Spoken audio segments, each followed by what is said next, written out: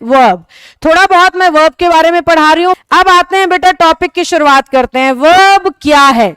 एक बच्चे से पूछा जाए वर्ब क्या है तो पहला जवाब होता है, हिंदी में पढ़ा था, क्रिया, काम का करने या होने का बोध कराए, उसको हम बोलते हैं वर्ब। इंग्लिश में वर्ब क्या है? बोर्ड पे ध्यान से देखो। वर्ब इंग्लिश में दो ही काम करता है। बहुत स्लो पढ़ाऊंगी, कितने भी कमजोर हो समझ में आएगा, ध्यान से देखो। वर्ब इंग्लिश में दो काम कर रहा है, फिलहाल के लिए दो मानो, थोड़ा मुझसे पढ़ने लगोगे तो तीसरा काम भी बताऊंगी। आज पहला दिन है, डराना नहीं चाह रही हूं। वर्ब इंग्लिश में दो काम कर रहा है, एक को हम कह रहे हैं एक्शन और दूसरे को हम कह रहे हैं स्टेट। एक का नाम हमने दे रखा है एक्शन और दूसरे का नाम हमने दे रखा है स्टेट। तो ध्यान से सुनिए, एक्शन का मतलब है क्या आप समझते हो? अब इसको एक्शन क्यों कहते हैं? क्योंकि हमें काम का होना साफ साफ दिखाई देता है। मैं इस पोडियम पे चल रही हूं ना, ये भी एक्शन है, क्योंकि ये काम आपको साफ साफ होता हुआ दिखाई दे रहा होगा। मैं बोल रही हूं, ये भी एक्शन है, क्योंकि ये काम भी आपको साफ साफ होता हुआ दिखाई दे रहा होगा। तो एक्शन उस वर्ब को कहते हैं बेटा जो काम का होना साफ साफ दिखाए, यानी कि वॉक एक्शन है, यानी कि टॉक एक्शन है, यानी कि किक, पंच एक्शन है। हर वो काम जो होता हुआ हमें दिखाई दे रहा है उसे इंग्लिश ने कह रखा है कि वो क्या है? एक्शन है। जबकि किताबें एक्शन को कहती हैं मेन वर्ब। किताबें उठाओगे तो बुक लिखेंगे जी, वर्ब की दो टाइप हैं, एक मेन वर्ब और दूसरी हेल्पिंग वर्ब। मेन वर्ब किसे कहा जा रहा है? जो काम का होना दिखाए। मेन वर्ब उसे कहा जा रहा है जो एक्शन को दिखाए। एक्शन उसे कहा जा रहा है जो होता हुआ महसूस हो। मैंने ऐसे ऐसे हाथ हिलाए तो मूव, मूव, मूव का मतलब हिलना हिलाना। तो मूव जो शब्द है आपका, ये किसको दिखाएगा? एक्शन को। मैं बोल रही हूं एक्शन है, देख रही हूं एक्शन है, क्योंकि हमें हर वो काम जो होता हुआ दिखता है उसको क्या कहना है? एक्शन। और ग्रामर उसको क्या कह रही है? Main verb. हमें उसे कहना है एक्शन और ग्रामर उसे क्या कह रही है? Main verb. हम कह रहे हैं एक्शन और ग्रामर क्या कह रही है? Main verb. तो एक्शन, मेन वर्ब। जो बच्चे बहुत ज्यादा कमजोर हैं, इंग्लिश कभी नहीं सीखी आज तक, मैम आई ही नहीं, समझ में ही नहीं आती है, तो ध्यान से सुनो, शॉर्टकट साथ के साथ बताती हुई चलूंगी। अभी मैंने कहा हर वो शब्द जो एक्शन दिखाए वो मेन वर्ब है। अब मैं इसको पहचानने के दो शॉर्टकट बता रही हूं। हर वो शब्द जो मेन वर्ब है उसकी हिंदी बनाओगे तो लास्ट में ना आएगा। उसकी हिंदी बनाओगे तो लास्ट में ना आएगा। मैं आप सबसे पूछ रही हूं, सी की हिंदी बनाओ, मन में आ गया होगा, देखना। स्पीक की हिंदी बनाओ, आ गया होगा मन में, बोलना। टीच की हिंदी बना लो, चलो, पढ़ाना। अभी मैं वॉक को एक्शन कह रही थी, वॉक की हिंदी बनाओ, चलना। यहीं पे मैं जंप करने लग जाऊं, दिखेगा ना, तो जंप की क्या हो जाएगी? कूदना। यहीं मैं नाचने लग जाऊं, वो भी दिखेगा, तो डांस की क्या हो गई? नाचना। सिंग, सिंग की हिंदी क्या है? गाना। तो हर वो शब्द जिसके लास्ट में क्या आ रहा है? ना आ रहा है, हम समझ जाएंगे वो सारे के सारे क्या हैं? मेन वर्ब है। हर वो शब्द जिसके लास्ट में ना आ रहा है वो सारे के सारे क्या हैं? मेन वर्ब है। मैंने कहा वर्ब यानी एक्शन, एक्शन यानी मेन वर्ब, मेन वर्ब यानी हिंदी में ना, या फिर मेन वर्ब की 5 फॉर्म्स बनती हैं। हर वो शब्द जो मेन वर्ब है उसकी कितनी फॉर्म्स बनती हैं? 5 फॉर्म बनती हैं। हर वो शब्द जो मेन वर्ब है उसकी कितनी फॉर्म बन रही हैं? 5 फॉर्म। हर लाइन को बार बार रिपीट करूंगी ताकि तुम्हें साथ के साथ याद हो जाए। पहली चीज, वर्ब क्या है? एक्शन दिखाए, स्टेट दिखाए। स्टेट की भी कोई बात नहीं कर रही, सारी बात किसकी कर रही हूं? एक्शन की। एक्शन किसको कहा? होता हुआ दिख रहा है। एक्शन किसको कहा? होता हुआ दिख रहा है। किताबें एक्शन किसको कह रही हैं? मेन वर्ब को। यानी एक्शन जो होगा वही मेन वर्ब है, यानी मेन वर्ब होगा तो उसमें एक्शन होगा, और जो भी मेन वर्ब या एक्शन है उसके हिंदी मीनिंग में ना होगा। जो भी मेन वर्ब या एक्शन है, शॉर्टकट, उसके हिंदी मीनिंग में ना होगा। या फिर उसकी 5 फॉर्म्स बनेंगी। ध्यान से देखो बेटा, गो पहली फॉर्म, बोर्ड से नजर मत हटाना। वेंट दूसरी फॉर्म, गोन तीसरी फॉर्म, गोइंग चौथी फॉर्म, और गोज 5वीं फॉर्म। गोज पांचवी फॉर्म। जब हम स्कूल में होते थे हमें टीचर्स पढ़ाते थे फर्स्ट फॉर्म पे आईएनजी, फर्स्ट फॉर्म पे एस या ईएस। मैं इसको कहने लग रही हूं V4। मैं आईएनजी वाले को क्या कह रही हूं V4, एस या ईएस को क्या कहने लग रही हूं V5। तो 3 फॉर्म्स ऑफ द वर्ब तो आपने खूब सुनी होंगी, मैंने 4 और 5 और जोड़ दी। तो जो भी शब्द मेन वर्ब होगा उसकी कितनी फॉर्म्स बनेगी, 5 फॉर्म्स बनेंगी, 5 फॉर्म्स बनेंगी। कोई भी वर्ब है 5 फॉर्म बनेंगे। देखो अभी टीच कहा था मैंने, मैं टीच कर रही हूं, दिख रहा है ना, तो एक्शन तो है। टीच की हिंदी पढ़ाना, ना भी आ गया।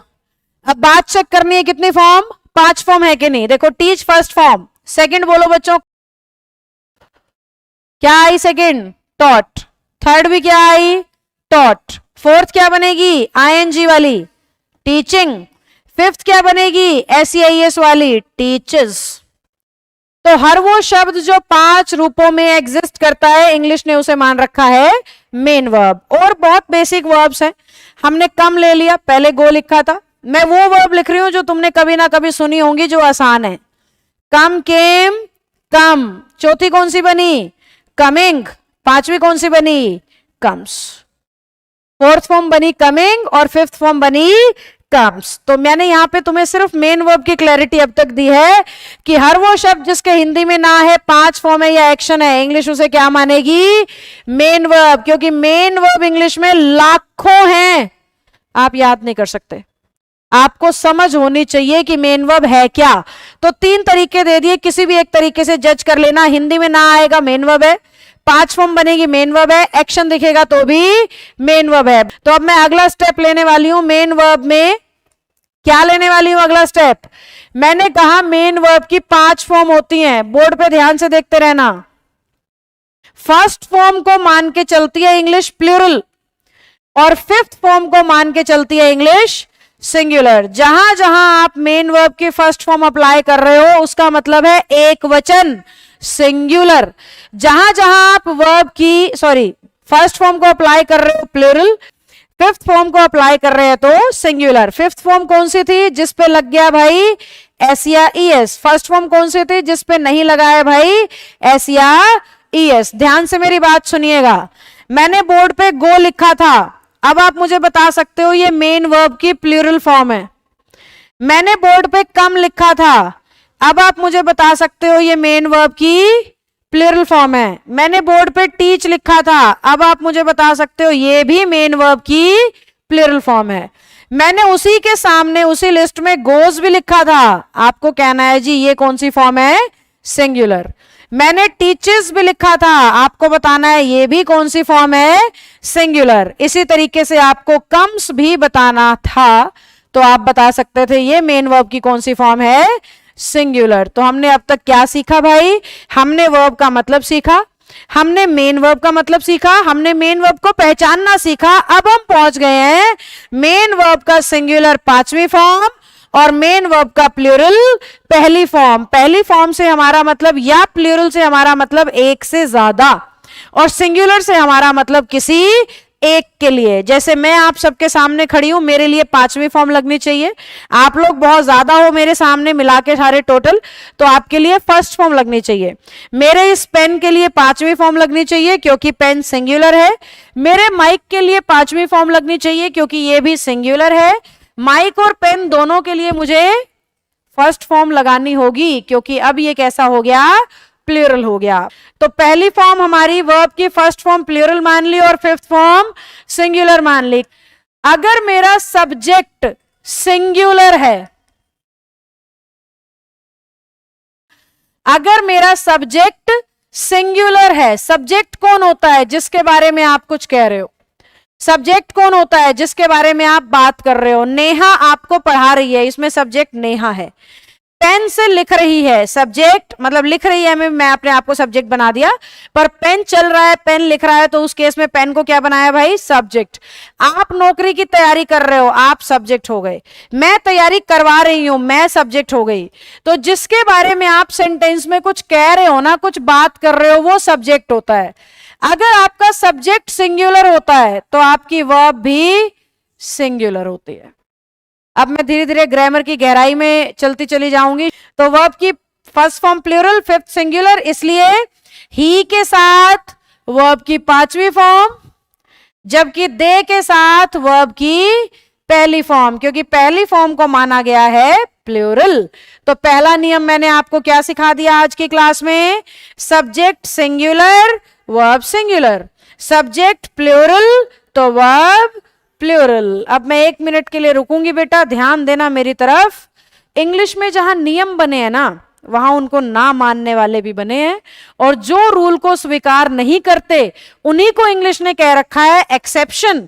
जैसे दुनिया में ट्रैफिक रूल्स है ना, सड़क पे चलने के, हेलमेट लगाना एक नियम है, 2 व्हीलर में सब लगाते हैं। सीट बेल्ट लगाना नियम है, कार में, 4 व्हीलर में सब लगाते हैं। सब लोग रेड लाइट पे रुकते हैं? नहीं, बहुत सारे ऐसे हैं जो जल्दी में होते हैं, निकल जाते हैं।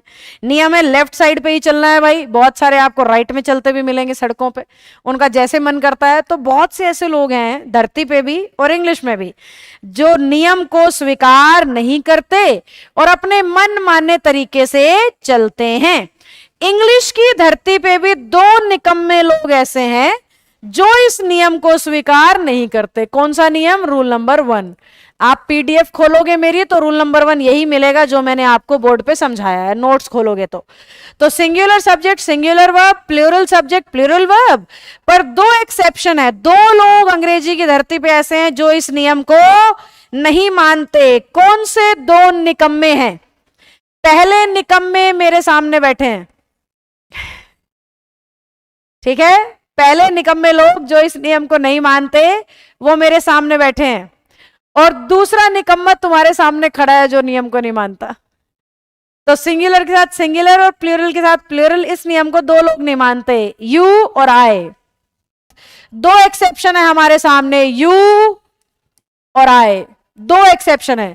यू कह रहा है मैं तो हमेशा प्लूरल माना जाऊंगा, मैं चाहे 1 को दिखाऊं, मैं चाहे 2 को दिखाऊं, मैं चाहे 100 को दिखाऊं, हर केस में मैं अपनी वर्ब को कैसा चलाऊंगा? प्लूरल।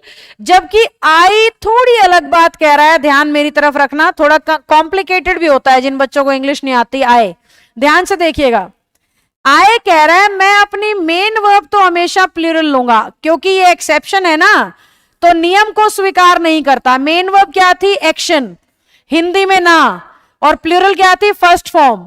यानी आई के साथ हमेशा वर्ब की फर्स्ट फॉर्म लगती है। बच्चा ऐसा रट्टा मारता है कि आई के साथ फर्स्ट फॉर्म लगती है, मैं ये बता रही हूं क्यों लगती है, क्योंकि आई अपने मेन वर्ब को प्लूरल लेता है, और मेन वर्ब का प्लूरल कौन सी फॉर्म है?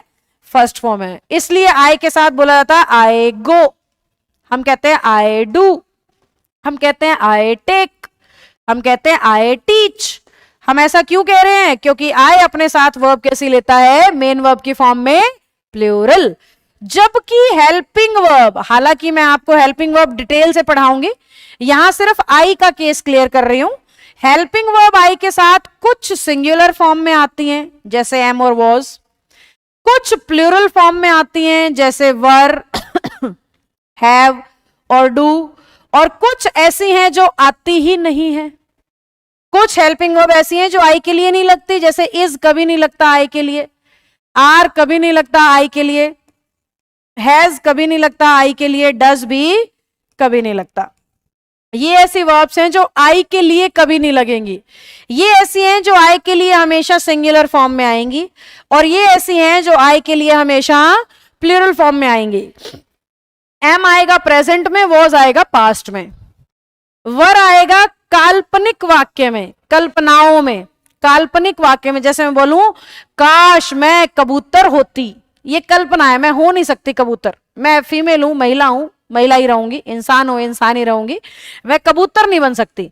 तो ये चीज को इमेजिनेशन कहते हैं, और इमेजिनेशन के लिए हमें वर लगाना होता है। तो आई के साथ प्लूरल लग रहा था वर इमेजिनेशन में, हैव लग रहा था रखने के लिए, मेरे पास, यूं कहना ये चीज मेरे पास है, पास, तो उसके लिए हैव लगता है। आई हैव दिस पेन, ये पेन फिलहाल मेरे पास है, तो पास के सेंस में हम हैव लगाते हैं। और डू लगाते हैं जब आई को कोई बात पक्की कहनी है, कोई आपसे पूछ रहा है कि कल आप ये काम करोगे, और यस आई डू, हाँ मैं करूंगा, तो जहां पे आपने हाँ कहना है ना आई के साथ, तो वहां पे हम इस्तेमाल करते हैं किसका? डू का। तो इस तरीके से हमने आज क्या सीखा भाई? बोर्ड पे आते हैं वापस, देखो यू और आई एक्सेप्शन थे किसके, इस रूल के। मैंने पहला रूल क्या सिखाया, सब्जेक्ट सिंगुलर वर्ब सिंगुलर। फिर मैंने कहा दो लोग इस बात को नहीं मानते, यू और आई। फिर मैंने समझाया कि यू हमेशा प्लूरल वर्ब लेगा, आई मेन वर्ब को प्लूरल लेगा और हेल्पिंग वर्ब सिंगुलर प्लूरल दोनों हिसाब से लेगा।